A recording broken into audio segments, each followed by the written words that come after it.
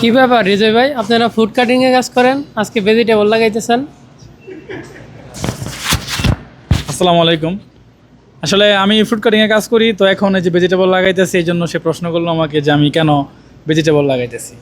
তো কর্মক্ষেত্রে আসলে আপনি যেখানে কাজ করবেন, যে কোম্পানিতে কাজ করেন বা যেখানেই কাজ করেন না কেন, আপনার কাজের বাইরেও যদি আপনি কাজের সুযোগ পান কিংবা আপনি অবসর আছেন, হ্যাঁ, যদি আপনি চেষ্টা করেন সে কাজটা করতে পারবেন, তাহলে সে কাজটা করে দিবেন।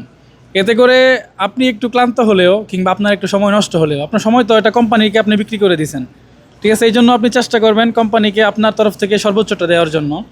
এতে করে কি হবে, আপনার কর্মদক্ষতা বাড়বে, আপনার সেকশন ছাড়াও অন্য সেকশনের বিষয়ে আপনার একটু অভিজ্ঞতা হবে, এবং আপনার উপরস্থ কিংবা আপনার সহকর্মী যারা আছে তাদের সঙ্গে আপনার সম্পর্ক ভালো হবে, এবং আপনার টিম লিডার সুপারভাইজার যখন তারা দেখবে যে আপনি আপনার সেকশন ছেড়েও অন্য সেকশনে যখন সময় পাচ্ছেন আপনি কাজ করছেন এবং তাদেরকে একটু গুছিয়ে দিচ্ছেন, একটু হেল্প করছেন, অ্যাক্টিভলি এবং প্রোঅ্যাক্টিভলিভাবে আপনি সবাইকে অ্যাসিস্ট করে যাচ্ছেন, তখন দেখবেন আপনার প্রতি সবার ধারণাটা অনেক ভালো হবে, এবং আপনি ইচ্ছা করলে এই কোম্পানিতে দীর্ঘ সময় এবং ভালো একটা পজিশনে যাইতে পারবেন, এবং আপনার ভালো একটা ইমেজ এই কোম্পানিতে তৈরি হবে।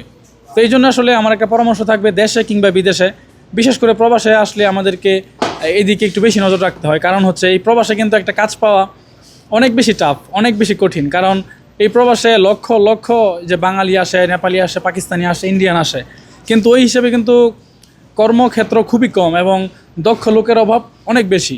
যার কারণে যে জায়গায় কাজ পাবেন সেই জায়গায় নিজের কাজ করার পাশাপাশি অন্যদেরকেও কাজে সহযোগিতা করবেন, এতে করে আপনার সেই জায়গায় অবস্থান অনেক বেশি শক্ত হবে।